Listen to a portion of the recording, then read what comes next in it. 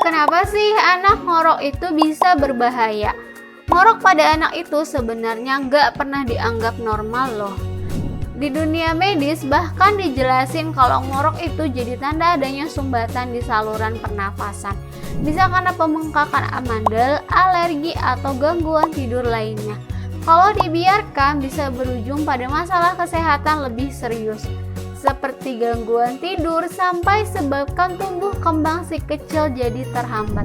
Makanya jangan anggap remeh ngorok, redakan segera dengan madu Flybe. Cara alami redakan ngorok dan bantu melembabkan tenggorokan. Madu Flybe ini mengandung senyawa alami dari ekstrak herbal di dalamnya. Minumnya nggak susah kok, dicampur aja 2 sendok Flybe dengan air hangat. Konsumsi rutin Flybe 3 kali sehari bisa bantu redakan ngoroknya. Pesannya di sini.